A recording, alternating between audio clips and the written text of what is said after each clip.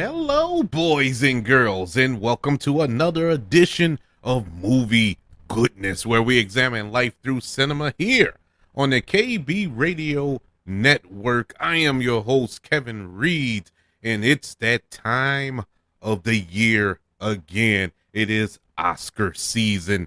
The 2023 Academy Award nominations were announced, and we have a lot of no-brainers that were nominated for Academy Awards, and we have some surprises that were nominated this year, as well as, like every year, some big snubs, some artists who weren't recognized in this year's Academy Awards that I thought were shoo-ins for nominations, but did not get nominated. And today, we're not going to have a typical movie goodness show where we go through a topic and then review a film that is based on the topic. We're just going to go through the nominees, all of the nominated categories in this year's Academy Awards. And to be fair, I'm going to give my opinion on a few categories,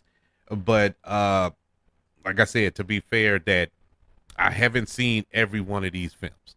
So I feel some films got snubbed, but I can't honestly say, oh, I think it could have took so and so spot, or that film should have been nominated instead of that film, because I didn't see that film.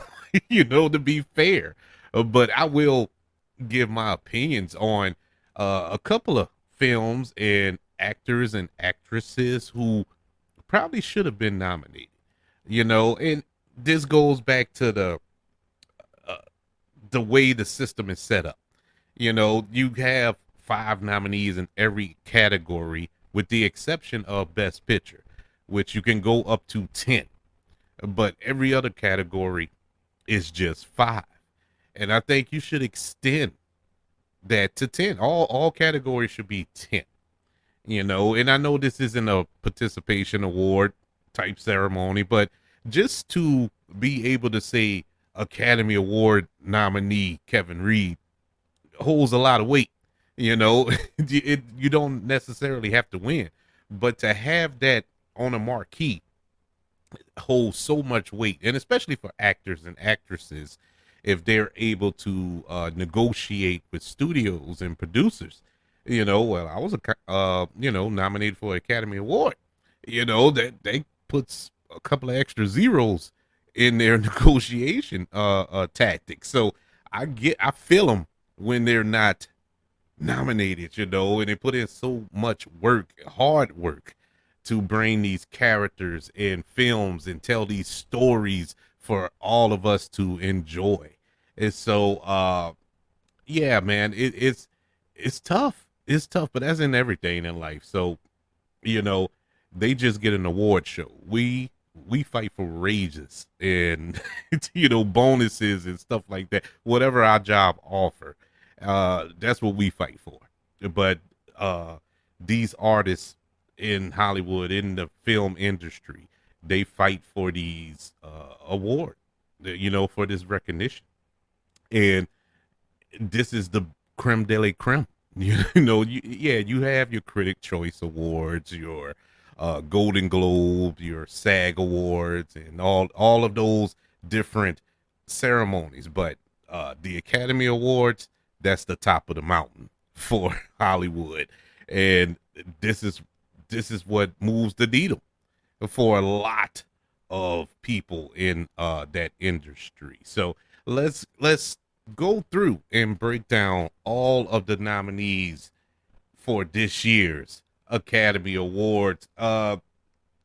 Oppenheimer was a film that I saw, that millions of people that have seen, of course, that I knew once I watched it that this was a shoe-in for some awards in multiple categories in this year's Oscars, and it didn't disappoint, because it leads the nominations this year with 13 nominations for that film.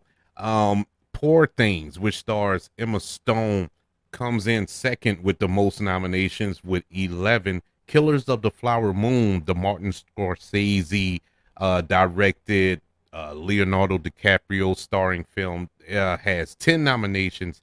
And Barbie, people, the film based on a doll, it has 8 nominations this year. All four of those films that I mentioned are competing for Best Picture of the year, along with 6 others. Among those setting records for the nomination, Lily Gladstone, the actress from Killers of the Flower Moon, she is the first Native American to be nominated in the acting category. She already won the Golden Globe for her performance in that film, and multiple other uh, award shows she has won for that performance as well. But congratulations for her just for the nomination. That is a milestone for her and the Native American community, the indigenous community as well. Martin Scorsese, who directed her in Killers of the Flower Moon, he now is the most nominated living movie director of all time. And I mean, can you argue? Every movie he makes, he is considered, if not nominated, for Best Director. The 96th Annual Academy Awards will be aired live on ABC Sunday, March the 10th. And so we have, what, a month and a half of campaigning for all of these categories. The show will be hosted by Jimmy Kimball. Once again, I think this is his 4th time hosting the show. And so kudos to him. Let's start off with the big one, Best Picture. And we have 10 nominees in this category. Some I saw, some I didn't see, but there are some snubs here, in my humble opinion. But let's run down those that were nominated in this category, beginning with American Fiction, Anatomy of the Fall, Barbie, The Holdovers, Killers of the Flower Moon, Maestro, Oppenheimer, Past Lives, Poor Things, and The Zone of Interest. Those are your nominees for Best Picture in this year's Academy Awards. I have seen 5 out of the 10 of these films, but the good thing is I have a month and a half to catch up. I have American Fiction on deck. I'm about to watch that in a couple of days, so I'm excited for that. I was really hyped up for that film, so I'm excited to see that it did get nominated. I enjoyed the trailer. All of the reviews coming out of that film, people who have seen that film are loving it, and all accounts show that it deserves to be in this spot. But my snub here, and I only have one snub, is Spider-Man Across the Spider-Verse, which is going to come up later on with the nominees. It is nominated for something, but I felt it should have been nominated for Best Picture. But I know that this is a quote unquote prestigious award ceremony, and it's kind of, I don't know how to put this kindly, but it's kind of looked down upon. An animated superhero comic book movie, for a Best Picture nomination. But that movie was perfect to me. If you listened to, and I hope that you did, the first annual Goody Awards here on Movie Goodness, our award show that awarded all of the top films and television shows of last year, Spider-Man Across the Spider-Verse won for Best Picture. I thought it was that good. It is such a good film. I've seen that movie multiple times throughout last year, and I think once this year already. I've watched it multiple times. I love that movie, but I felt that was the one film that got snubbed this year. But all of these other films, I can see where they got their nomination and earned it. I mean, Poor Things. Poor Things caught me by surprise, to be honest with you. I didn't think much of it, leading up to it. And when I watched it, I was like, "Oh, this is pretty good. This is pretty good," especially Emma Stone, who carried that film. Um, but I don't see it as a best picture. You know, I don't see it as a best picture, even though I noticed the craft that went into it, the hard work that went into it, the look, the cinematography, the acting, and the writing, all that worked. And I'm kind of poo pooing on my argument here, but it's it's still a good. It's just I didn't see it at the time. I guess I got to watch it again. But Emma Stone's performance was great. Mark Ruffalo's performance was great. Um, Actually, the more I'm talking about it, yeah, it did deserve Best Picture. It did deserve it. But I didn't see Zone of Interest. I didn't see Past Lives.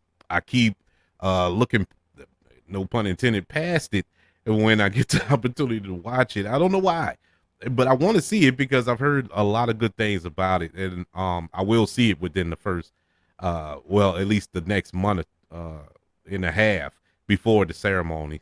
And Anatomy of Fall, I didn't see either, but I want to check it out because I love courtroom dramas, so I would check that out as well. But this is a nice list, very diverse list. Uh, we'll see how it all plays out in March. Moving over to Best Director. Best Director, the nominees are Jonathan Glazer for Zone of Interest, Yegos Latimos, I'm pretty sure I butchered his name. He is nominated for Best Director for Poor Things. Christopher Nolan for Oppenheimer. Martin Scorsese for Killers of the Flower Moon. And Justin Terrett for Anatomy of the Fall. The snub here, the biggest snub to me, is Greta Gerwig for Barbie. She did a marvelous job with that film. And the fact that that film is nominated for Best Picture and multiple other categories as well, lets you know her being the captain of the ship, she should have been nominated for Best Director. That movie was directed perfectly. You know how much was going on in that film? With the commentary, with the going to Barbie Land in this fantastical world, going into the real world and mixing it and blending it together. You had dance sequences and musical sequences, heartfelt, emotional sequences, silly sequences, all mashed up together, and it flowed perfectly. And that can only work with tone, and she nailed it. And I thought that she should have been nominated for Best Director. A big snub, a huge snub, in my humble opinion. Even though I can't argue all those who were nominated in this film, it's really this is another one where you're like, look, they need to extend this to maybe 10, because this is a travesty in my eyes. I thought she was a shoe-in for Best Director, as well as Alexander Payne for The Holdovers. That was an excellent movie and brilliantly directed. And Alexander Payne has done it before. I mean, all of his films, with the exception of Downsize. But other than that, everything else he knocks out of the park, and I believe he should have been nominated. He's another snub for that category. But this is a big list. Even though I felt the two directors that I named should have been nominated, I don't think they would have won, because I think the best director is Christopher Nolan for Oppenheimer. This was his masterpiece, in my humble opinion. And Christopher Nolan has made some outstanding films in his career. I mean, all of the Dark Knight films, Interstellar, Inception. I mean, the list goes on and on. This dude is amazing. And Oppenheimer, to keep you interested in a 3 hour long, almost 3 hour long talking movie with no action, and be just entrenched in this story and learning about nuclear physics and all this other stuff, and to keep you engaged that takes talent, skill, uh, that I don't possess, and a lot of filmmakers don't possess, and he did it, and that was this is beautiful. This was a beautiful, beautiful film, and I'm glad he's nominated, and I believe he will win in this category. Oh, and another director who I think had an outside chance. I mean, a real outside chance, obviously, because he wasn't nominated. But Blitz, I can't pronounce his last name. Blitz the Ambassador for The Color Purple. Even though that film wasn't my favorite film last year, I thought it was directed well. I felt that it was a well directed film. Um, but like I said, he had an outside chance. He didn't quite get in there, but I still feel he should have got some recognition for that film. But good job nonetheless from all of those nominees, uh, especially Christopher Nolan, who I think will take home the award. Moving on to Best Actor in a Leading Role. Our first nominee is Bradley Cooper for Maestro, Carmen Domingo for Rustin, Paul Giamatti for The Holdovers, Cillian Murphy for Oppenheimer, and Jeffrey Wright for American Fiction. I cannot wait to watch that. I think I'm going to watch that in the next day or so.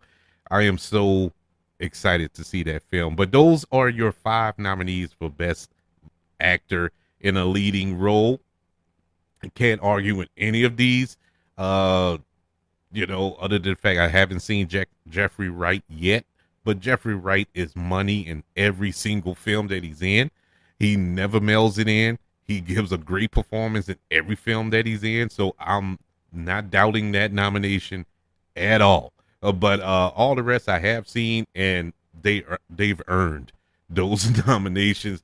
Can't argue with them. Don't don't really see any snubs here. I did see a lot of chatter online of Leonardo DiCaprio being snubbed for his role in Killers of the Flower Moon. I didn't really like his performance in that film. It was all right, but it wasn't. I don't think it was Oscar worthy. Uh, so it was good. It's good where it's at outside of the on the outside looking in. But these 5, I'll put it this way: Leonardo DiCaprio had a fine performance, but it wasn't better than these 5 actors who were nominated. Well, 4 in my opinion, because I haven't seen one of them. But the 4 that I have seen, he didn't out overtake them. So that's my final analysis of that. But other than that, I didn't really see any snubs there in that category. Moving on to Best Actress in a Leading Role, we have Annette Bening for Naiad, Lily Gladstone for Killers of the Flower Moon, Sandra Huller for Anatomy of the Fall, Carey Mulligan for Maestro, and Emma Stone for Poor Things. This is another category that I feel is pretty tight. This is a tight category. I haven't seen Sandra Huller in her performance in Anatomy of the Fall, but all the rest I have seen. No, I didn't see Annette Bening in Naiad. So but I did see the trailer. The trailer looked pretty good. Her performance looked good in that trailer. And that's the way I could depict it there. But other than that, these actresses are pretty tight. The snubs here, if I had to name some snubs, well, the biggest one, the elephant in the room here, is Margot Robbie as Barbie in Barbie. Honestly, Margot Robbie did an awesome job as Barbie. I mean, the emotion, uh, the humor, carrying that film, making the character of Barbie a believable character that you can uh, get behind. I thought she did a fantastic job in the role of Barbie, and it was a snub. It was truly a snub. You cannot argue that it was better than Lily Gladstone's performance. Nah, I can't. Emma Stone in Poor Things. I can't. you know, just those two alone, I can't put her over that. But I think she did deserve a nomination. But I don't think she could have snuck in with these powerful performances from these ladies in this category. So it is a snub. It is a snub nonetheless. But once again, they need to extend the nominations. Give, move this to 10 because not only Margot Robbie, some can make an argument. Some can make an argument for Fantasia Barrero in The Color Purple. I once again wasn't my favorite film of last year, but it was good. It was good. Um, her performance in comparisons to Whoopi Goldberg's performance, who was nominated for an Academy Award when she played Celie in the 1985 film, uh, it wasn't better than Whoopi Goldberg's performance. But in this particular film, Fantasia had to sing along with the rest of the performance. But I mean, you can make the argument. I'm not gonna fight you on that, but uh, I'm not crying because she didn't get nominated. But I did see some chatter that a lot of people are, well, not a lot, but a few people are a little upset that she didn't get nominated for her performance. But, you know, I do celebrate the fact that she did do a good job. And in that film, to say that was her first big starring role, uh, it is what it is. I mean, I think a lot of people were looking at the fact that Jennifer Hudson won her first go around and won an Academy Award when she was in Dreamgirls, her first film ever, and both are American Idol alums, but to be honest with you, I don't think Jennifer Hudson should have won but that year, but it is what it is. um yeah, but I agree with these five ladies that were nominated in this category. Let's move on to Best Actor in a Supporting Role. Sterling K. Brown for American Fiction, Robert De Niro for Killers of the Flower Moon, Robert Downey Jr. for Oppenheimer, Ryan Gosling for Barbie, and Mark Ruffalo for Poor Things. One of the biggest surprises is Sterling K. Brown. It's a surprise because Sterling K. Brown has been consistently good in everything that he's been in, and it's a surprise in a good way, in a joyous way, because he's getting recognized for his work. I haven't, like I said, haven't seen American Fiction yet, but I'm glad to see him, get recognized because I really felt that his role in Honk for Jesus, Save My Soul, was really good. That performance is slept on. That movie is slept on. I think it was a real good movie. And his performance was amazing. It was amazing. And so yeah, I think this is due, long overdue for Sterling K. Brown. I mean, Robert De Niro is Robert De Niro, man. That's a legend. Of course, he was going to get nominated for that role, and he did a good job in that role, which isn't a shocker. Um, Ryan Gosling for Barbie, that is one of my favorite performances of last year, hands down. Once again, this is a silly movie. On paper, this is a silly movie, and it shouldn't have worked, especially the character of Ken. That was such a throwaway character, a nothing character. Yet, Ryan Gosling found a way, with the help of Greta Gerwig and Margot Robbie, to find a way to make this character relate, make this character worth something. You know what I'm saying? And I loved it. I loved it. I'm just Ken. You know, he's just Ken, and he almost stole the movie. You can make an argument he did steal the movie. He did. I mean, I loved his performance in that film. Mark Ruffalo in Poor Things. This was a different Mark Ruffalo than we used to seeing over the past few years, and I was here for it, man. As much as Emma Stone was the leader of that film, the star of that film, and it was based around her and her character. Mark Ruffalo was there with us, lock and step, and I loved his, I loved it, I loved his, I loved his performance here. But I think the winner will be Robert Downey Jr. in Oppenheimer.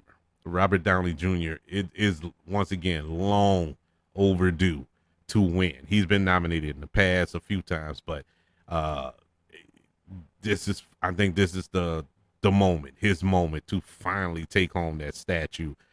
He I loved it. That's all I can say. I loved it. It was, this is tight. This is probably the most tight category here with all of these actors in this category. You can make an argument for every single performance, every single actor in this category, and I wouldn't get mad.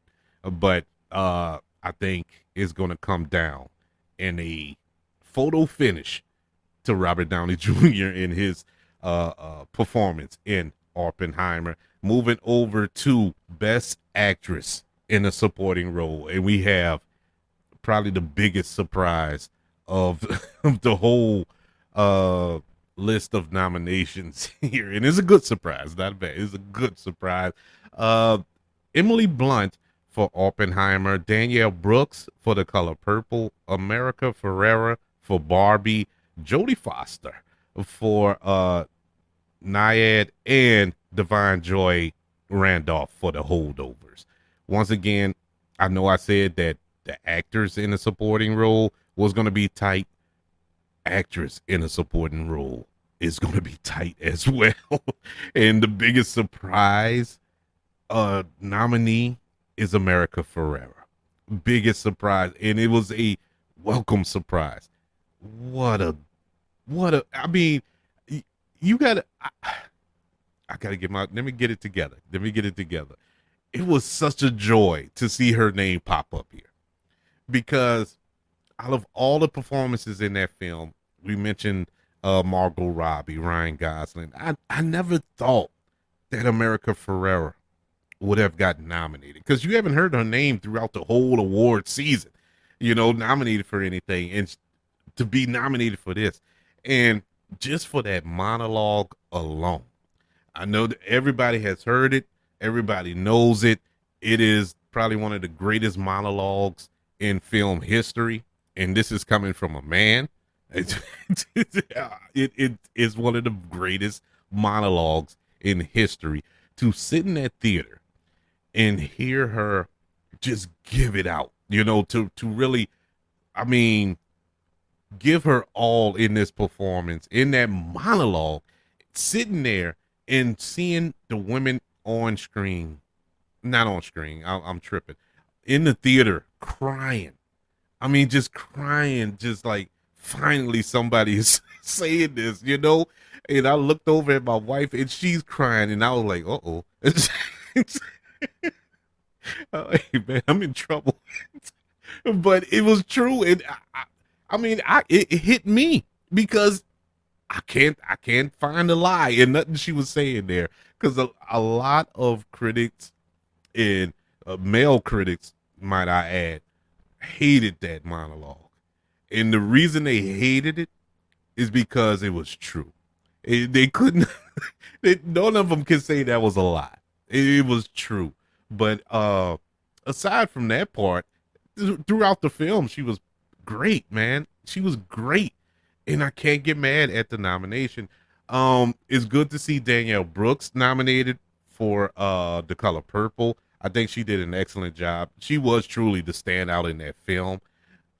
Emily Blunt, her first nomination, which was a shock to me. This was her first time nominated, but she, I mean, like I said, Oppenheimer is awesome, man. All the performances are great and she was awesome in it as well. But I think the winner will be Divine Joy Randolph for the holdovers.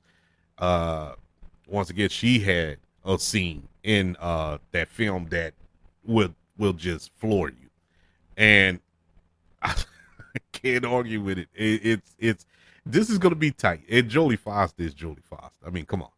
But I think it will come down to Divine Joy Randolph winning that award. Best writing for adapted screenplay. We have American Fiction, Barbie, Oppenheimer, Poor Things, in the Zone of Interest. And in case you don't know, adapted screenplay is a screenplay that is taken from a source material, right? It's a novel or uh, comic book or something like that, but it's coming from another source, And we have best writing original screenplay, which means it's an original idea, and those nominees are Anatomy of a Fall, The Holdovers, Maestro, May December, and Past Lives. Best animated feature. This is another tight category here. Our nominees are The Boy and the Heron, Elemental, Nimona, Robot Dreams, and Spider-Man Across the Spider-Verse. Well, yeah, I already know what I think on gonna win, but this is gonna be hard between The Boy and the Heron and Spider-Man. It depends on your preference, really. The Boy and the Heron was awesome. Uh, it was awesome, but I mean, I feel Spider-Man Across Spider-Verse should have been nominated for Best Picture. So you know how my feelings go towards that. Best Documentary Feature Film: Bobby Wine, The People's President, The Eternal Memory, Four Daughters, To Kill a Tiger, and 20 Days in Mariupol. Best International Feature Film: we have Lo Capitano from Italy, Perfect Days from Japan, Society of the Snow from Spain, The Teacher's Lounge from Germany, and The Zone of Interest from the UK. Best Cinematography: we have Poor Things, Oppenheimer, Maestro, Killers of the Flower Moon, and El Conde. Best Costume Design: Barbie, Killers of the Flower Moon, Napoleon, Oppenheimer, and Poor Things. That's tough too. That's a that's a tough category as well. Best Makeup and Hairstyling: we have Golda, Maestro, Oppenheimer, Poor Things, Society of the Snow. Best Original Song: from Flaming Hot. Yes, the film about the potato chips. It is technically an Academy Award nominated film. It and it is nominated for Best Original Song for The Fire Inside. We also have from the film Barbie, I'm Just Ken. And from American Symphony, It Never Went Away. From the film Killers of the Flower Moon, Waxhawski, I think I'm saying A Song for the People. And from Barbie, once again, What Was I Made For? There is a snub here, in my humble opinion, and I'm not saying this as a joke to be funny. I honestly feel it should have been nominated, and that is Peaches from the Super Mario Brothers film. Oh, going back to that, I'm glad I said that. But yeah, that is a snub for Best Original Song. Going back to animated films, I skipped over the snubs there because they had a couple of snubs there. Super Mario Brothers movie and Teenage Mutant Ninja Turtles Mutant Mayhem. I feel those two films were awesome. I thought they should have been nominated for Best Animated Film. Honestly, those were two great animated films from this past year. But those are your nominees for Best Original Song. Best original score. Uh, American Fiction, Indiana Jones and the Dial of Destiny. Yes, John Williams, who is 95, I believe, is or 96. He is nominated for the Academy Award. I think he is officially the oldest individual ever to receive a nomination at the Academy Awards. Killers of the Flower Moon, Oppenheimer, and Poor Things for Best Original Score.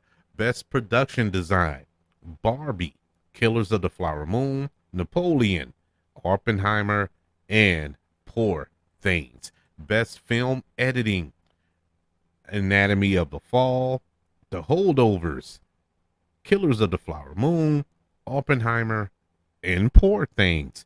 Best Sound, The Creator, Maestro, Mission Impossible, Dead Reckoning Part 1, Oppenheimer, and Zone of Interest. Best Visual Effects, The Creator, Godzilla -1, Guardians of the Galaxy Volume 3, Mission Impossible, Dead Reckoning Part 1, and Napoleon. Those are your nominees for the 96th Annual Academy Awards.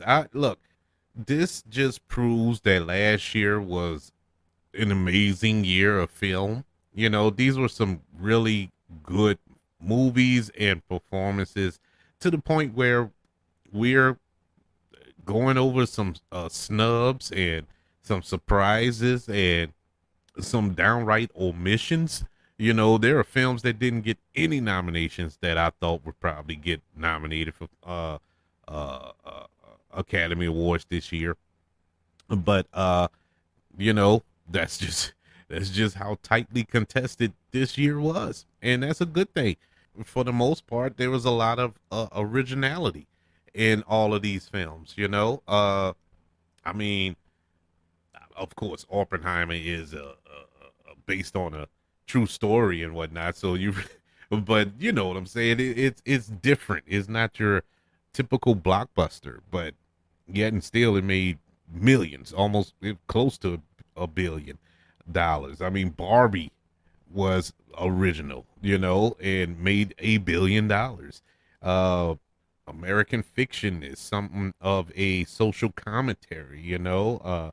Poor Things is the most weird, whacked out movie you will watch last year, but it kept you engaged. And, you know, these were just different films and original films. It's not, wasn't inundated with superhero movies and action films, which is my cup of tea, but I am knowledgeable enough to realize that we need some diversity here. You know, we need to mix it up and get some original films.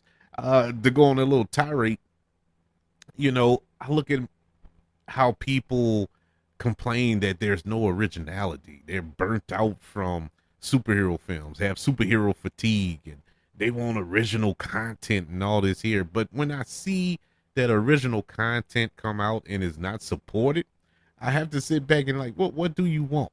For example, a few years back, there was an original film that I thought was one of the best films of that year, The Nice Guys, which starred Ryan Gosling and Russell Crowe. Awesome film, awesome movie. I love The Nice Guys.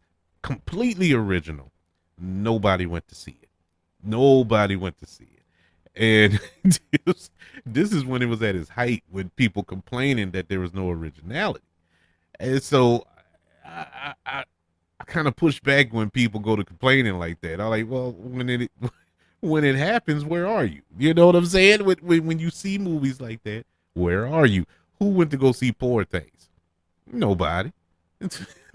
Nobody. And that's my point. You know, people need to go see these movies. If that's the only way they're gonna keep making original content. If you go out and spend your money on original content, you know. But what I know, I'm just an idiot behind a microphone. But those are your nominees for uh the Academy Awards that will be on ABC Sunday, March the 10th. I would like to know, what do you think will win for Best Picture this year, or Best Actors, or who are your winners? Who are your winners in these major categories? I have my thoughts. And have you seen all these films? Well, if you haven't, like me, uh, you have a month and a half to get caught up with all of these nominated feature films and performances, and see what all the fuss is about. But I would love to know, what are your thoughts? Email the show, kbradiopodcast@gmail.com. You can also search for the KB Radio Network on all social media platforms. Just search for the KB Radio Network, as well as the KB Radio Network channel on YouTube. Subscribe and like this video. Don't forget about the 5 stars, the reviews, and sharing this show. If you're listening on Apple Podcasts, Spotify, iHeartRadio, wherever you are currently listening to movie goodness here on the KB Radio Network. Everybody, thank you for joining me as we went through all of the nominees for the 96th Annual Academy Awards. I want you all to know that I love you. Continue to love one another, and until we speak again, you all be blessed.